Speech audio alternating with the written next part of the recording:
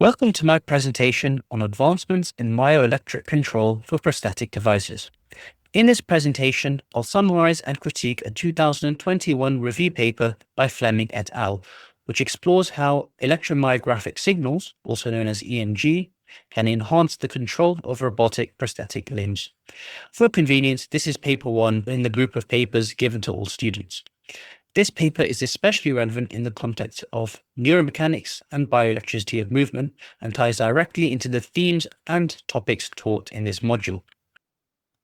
We'll look at how myoelectric control uses your muscle signals to make prosthetic movements feel natural. We rely on EMG to capture these signals, creating a smooth, intuitive connection between you and the device. Fleming and his colleagues have tackled the main challenges of improving how these systems work. This type of work could lay the path for seamless prosthetic interfacing in the future. EMG, or electromyographic signals, have been used in upper limb prosthetics for decades. They enable users to control their devices using residual muscle signals. However, using EMG in lower limb prosthetics has proven more complex due to factors like weight bearing and the nature of gait. Partially, this could be down to the fact that the responses from the prosthetic must be instant and precise to avoid any user accidents. This review explores recent advancements in bridging that gap. Let's look at the aims and questions presented. Currently, EMG control methods struggle with adapting to the varied dynamic movements of everyday tasks. Secondly, there's a gap in achieving a natural, seamless neuromuscular interface between the user's muscle signals and the prosthetic. Finally, it calls for innovative EMG interface designs to overcome these limitations, paving the way for more adaptable and intuitive prosthetic control. This review sets the foundation for combining engineering and motor control science to advance future prosthetic systems. A key challenge is that amputation surgeries can disrupt how muscles and nerves are arranged, which directly affects the quality of EMG signals that are acquired by any sensors. The agonist-antagonist myoneural interface, AMI, re-establishes natural push-pull relationships between muscle pairs, restoring a more biologically accurate signal that improves control and proprioception. Targeted muscle reinnervation, also known as TMR, reroutes existing nerve branches into healthy muscles, effectively amplifying control signals for the prosthesis. Finally, the overall surgical nerve configuration, where and how nerves are placed, helps minimize issues like neuromas and ensures a clearer EMG interface for more precise, robust prosthetic control. The two main sensing options are surface electrodes and implantable sensors. Surface EMG is non-invasive but sensitive to noise and placement. Implantable sensors offer better signal fidelity but require long-term validation. The paper reviews several design approaches and their pros and cons.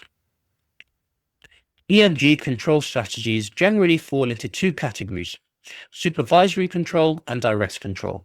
The first adjusts mode transitions, like switching from walking to climbing stairs. The second gives users continuous real-time control over joint movement. Both approaches aim to increase user intent and prosthesis adaptability. Supervisory control combines EMG pattern recognition with finite state machines. EMG signals are used to detect which activity the user is performing and then switch control settings accordingly.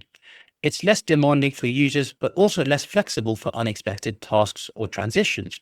Sometimes it can also require some manual adjustments, so it may not be the most seamless method available for use. Direct control mimics natural movements more closely. It uses continuous muscle activation to drive joint torque or stiffness in the prosthesis. While more adaptive, it requires precise muscle control and may increase mental load, requiring more focus. Training and feedback systems are key to making this approach work reliably. The paper finds EMG control promising, especially when integrated with advanced prosthetic hardware.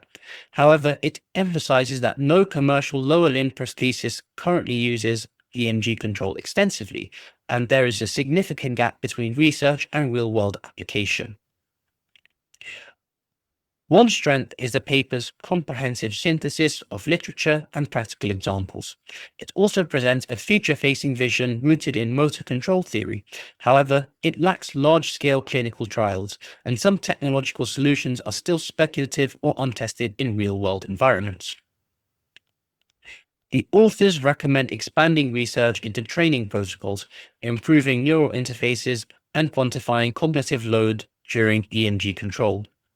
Clinical studies should also evaluate patient outcomes, safety, and acceptance. There's a clear call for interdisciplinary collaboration.